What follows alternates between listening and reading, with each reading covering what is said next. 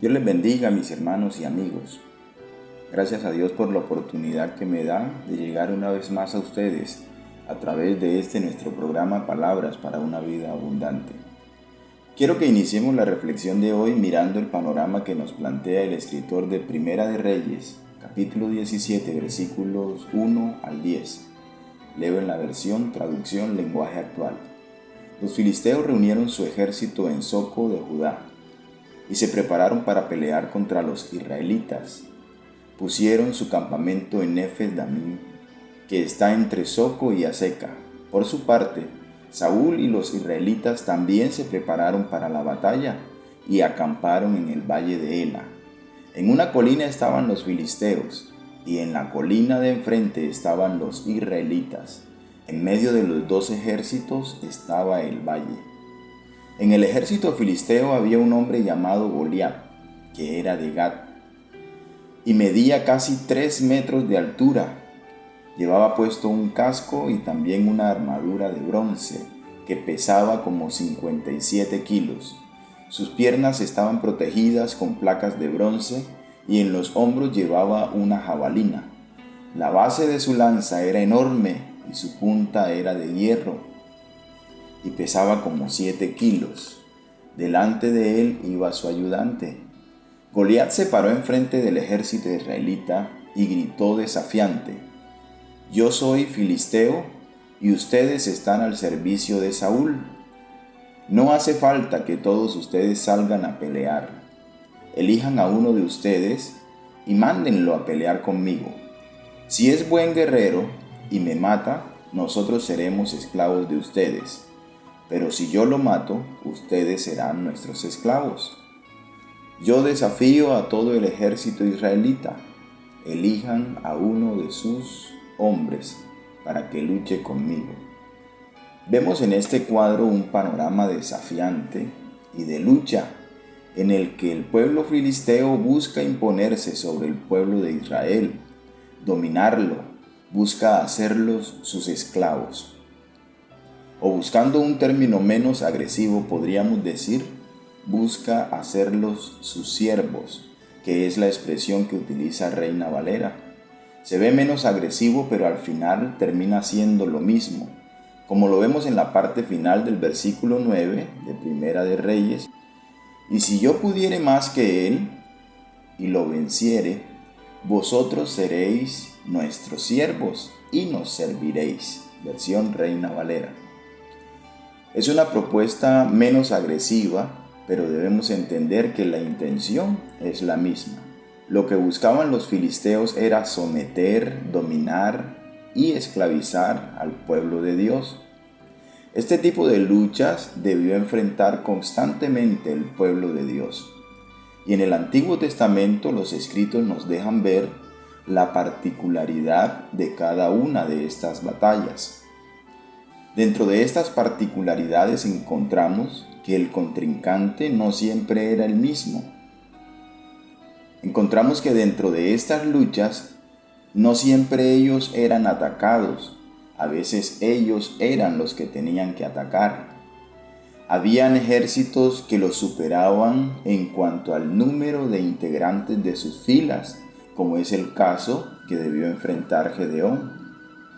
Dentro de estas particularidades que encontramos en cada una de estas batallas que debía enfrentar el pueblo de Dios, hay una que es determinante. El éxito o el fracaso dependía de si hacían o no hacían las cosas de acuerdo a lo establecido por Dios. En Jueces capítulo 6, versículo 1 dice: «Los hijos de Israel hicieron lo malo ante los ojos de Jehová, y Jehová los entregó en manos de Madián por 7 años». Jueces capítulo 13, versículo 1 dice: «Los hijos de Israel volvieron a hacer lo malo ante los ojos de Jehová, y Jehová los entregó en manos de los filisteos por 40 años». En los escritos del Antiguo Testamento también encontramos que las luchas del pueblo de Dios no siempre consistían en llevar 2 o más ejércitos al campo de batalla. También tenían que luchar por no dejarse imponer patrones culturales, ídolos, tradiciones y todas esas cosas que los desviaban del propósito de Dios. El texto bíblico nos deja ver que los reyes y los gobernantes de la época no son recordados por la cantidad de parques o por la cantidad de complejos deportivos que construyeron, sino por la forma como lucharon para que no se adulterara lo de Dios, como lo vemos en Primera de Reyes, capítulo 15, versículo 1 al 3. En el año 18 del rey Jeroboam, hijo de Nabat, Abiam comenzó a reinar sobre Judá y reinó 3 años en Jerusalén. El nombre de su madre fue Maca, hija de Abisalom, y anduvo en todos los pecados que su madre había cometido antes de él. Y no fue su corazón perfecto con Jehová su Dios como el corazón de David su padre. Este accionar del rey Abiam contrasta con el accionar del rey Asa, que lo encontramos a partir del versículo 9. En el año 20 de Jeroboam, rey de Israel, Asa comenzó a reinar sobre Judá y reinó 41 años en Jerusalén. El nombre de su madre fue Maca, hija de Abisalom. Asa hizo lo recto ante los ojos de Jehová como David su padre, porque quitó del país a los sodomitas y quitó todos los ídolos que sus padres habían hecho. También privó a su madre Maca de ser reina madre, porque había hecho un ídolo de Acera. Además deshizo Asa el ídolo de su madre y lo quemó junto a la torre de Cedrón. Sin embargo, los lugares altos no se quitaron. Con todo, el corazón de Asa fue perfecto para con Jehová toda su vida. También metió en la casa de Jehová lo que su padre había dedicado y lo que él dedicó, oro, plata y alhajas. Si seguimos buscando, nos encontraremos con un gran número de relatos como estos, en los que el pueblo de Dios tiene que librar duras batallas con el fin de garantizar su libertad y de procurar hacer la voluntad de Dios. Es una lucha constante. Estos textos nos dan testimonio de hombres y mujeres que lograron buenos resultados en la vida de ellos y la de su pueblo por serle fiel a Dios. Pero también vemos las consecuencias que tuvieron que enfrentar los que decidieron vivir al margen de la voluntad de Dios. Mis hermanos y amigos, el énfasis que quiero hacer en esta reflexión es que nosotros hoy debemos creer que somos el pueblo de Dios. Y si somos el pueblo de Dios, debemos tener presente que las luchas del pueblo de Dios no acaban. Por eso, para alcanzar la promesa del reino que Dios ha prometido a su pueblo, necesitamos ser valientes, porque el reino de los cielos lo arrebatan los valientes. Para librar las batallas que tiene el pueblo de Dios hoy, es necesario identificar a nuestro oponente. Debemos saber qué o quién nos quiere esclavizar, o diciéndolo de una manera más sutil, quién o qué diferente a Dios quiere que seamos sus siervos. El Señor Jesucristo, en mira de ayudarnos a identificar lo que esclaviza a los seres humanos, le dice a unos judíos que habían creído en Él: todo aquel que hace pecado, esclavo es del pecado. Juan capítulo 8, versículo 38. Ahí aparece el pecado como un enemigo que nos esclaviza. En esta hora no quiero entrar en detalle con los tipos de pecado contra los que debemos luchar. Quisiera que profundizáramos un poco más y atacáramos la maleza desde la raíz, que podamos emprender una lucha en la que podamos cantar victoria y disfrutar de plena libertad. En la revelación que Dios le dio a la iglesia del primer siglo a través del apóstol Pablo, se logró identificar que nuestra lucha como pueblo de Dios no es contra carne ni sangre. No es una batalla como comúnmente las conocemos. Efesios capítulo 6, versículo 10 al 12. Dice de la siguiente manera: Por lo demás, hermanos míos, fortaleceos en el Señor y en el poder de su fuerza, vestíos de toda la armadura de Dios para que podáis estar firme. Son recomendaciones para una batalla. Hace mención de un atuendo típico de la época para librar batallas, como lo es la armadura. Esta armadura no es una armadura cualquiera, es la armadura de Dios y tiene unas características especiales que las describe más adelante. La garantía que tenemos con esta armadura es que nos ayuda a estar firmes. Si continuamos leyendo el texto, vamos a encontrar el nombre de nuestro adversario y las coordenadas de donde se encuentra ubicado. Dice: vestíos de toda la armadura de Dios para que podáis estar firmes contra las acechanzas del diablo. Ese es el nombre con el que hoy identificamos a nuestro adversario. Podríamos decir que el objetivo principal del diablo es que ninguno de nosotros haga lo justo y recto ante los ojos de Dios. Pero uno de los errores más graves que se ha cometido en la humanidad ha sido caracterizar a nuestro enemigo. Creer que nuestro enemigo es aquel personaje que siempre anda con un trinche en la mano, que tiene cola y que tiene cachos. Pero no podemos ser tan ingenuos, mis hermanos.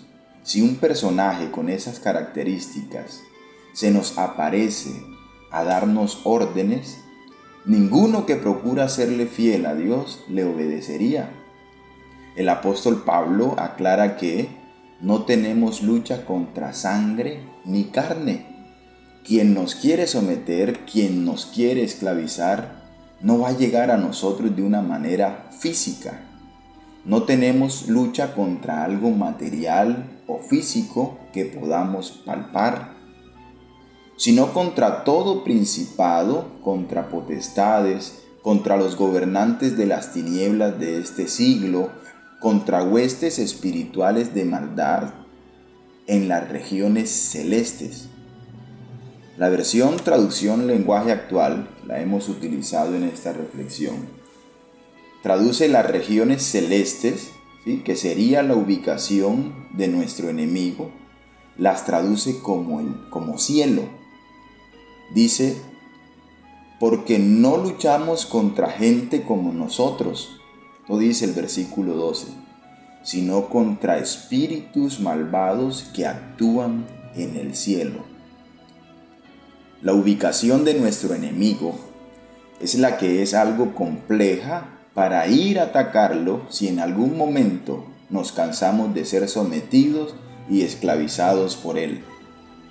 Esto si lo vemos desde el punto de vista literal de lo que hoy entendemos como cielo, entendiendo que si emprendemos un viaje hacia arriba en busca del cielo, nos encontraremos con la inmensidad de un universo infinito. Pero si hacemos una interpretación que nos permita encontrar en cada ser humano un cielo, así como dice el adagio popular, cada cabeza es un mundo y cada mundo tiene su cielo. Ese cielo sería el lugar más alto de su corporeidad. Y ese lugar, anatómicamente hablando, sería la cabeza.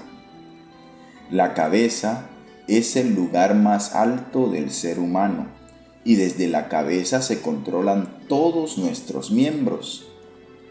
La palabra de Dios dice en Santiago capítulo 4, versículo 1 al 3, ¿de dónde vienen las guerras y los pleitos entre vosotros? ¿No es de vuestras pasiones las cuales combaten en vuestros miembros? Codiciáis y no tenéis, matáis y ardéis de envidia y no podéis alcanzar. Combatís y lucháis, pero no tenéis lo que deseáis, porque no pedís. Pedís y no recibís, porque pedís mal, para gastar en vuestros deleites. Basados en esta interpretación del cielo, como el lugar en el que operan los gobernantes de las tinieblas de este siglo, y las huestes espirituales de maldad, y fundamentados en el texto bíblico, podríamos decir que es entonces nuestra cabeza el lugar al que debemos llegar con las herramientas y el poder de Dios para atacar y combatir a quien nos esclaviza. Podríamos decir que la revelación que Dios nos da hoy nos presiona a un verdadero despertar de la conciencia, permitiéndonos así hacer lo justo y recto ante los ojos de Dios. Antes de que vayamos a Dios en oración, a colocarnos en sus manos, a pedirle que nos ayude a pelear la buena batalla, quiero recordarles lo que dice Romanos capítulo 12, versículo 2. No os conforméis a este siglo, sino transformaos por medio de la renovación de vuestro entendimiento, para que comprobéis cuál sea la buena voluntad de Dios, agradable y perfecta. Oremos, mis amados hermanos.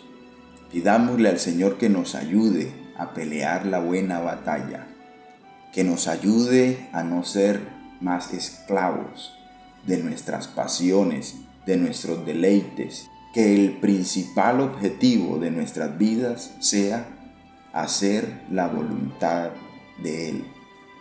Padre Celestial, gracias te damos, mi buen Dios, en esta hora. Gracias por la ayuda, Señor, por el recurso que nos aporta, que nos permite identificar, Señor, a nuestro enemigo, que nos permite, Señor, ubicarlo en ese lugar en el que Él se hospeda, oh Padre Celestial, para poder ir a atacarlo, Señor, para poder ir a combatir contra Él, Señor, para poder librar una lucha que nos permita ser verdaderamente libres, oh Padre Celestial, que es lo que tú buscas y de esta manera nos has creado, oh Dios de la gloria. Tú nos has creado libres, oh mi buen Dios. Ayuda a cada uno de mis hermanos que se disponen esta hora a escuchar este mensaje. Ayuda a cada uno de los amigos, Señor, que a partir de este momento se compromete a sitiar a su enemigo, Señor, y a combatir contra él. Ayúdanos, oh Dios de la gloria. Necesitamos que cada día la conciencia, Señor, nos indique la ruta que debemos seguir y estamos dispuestos, Señor, a aceptar la orientación que tú nos envías cada día, oh Padre Celestial. En el nombre de tu Hijo, amado Jesucristo, te damos las gracias. Amén y amén.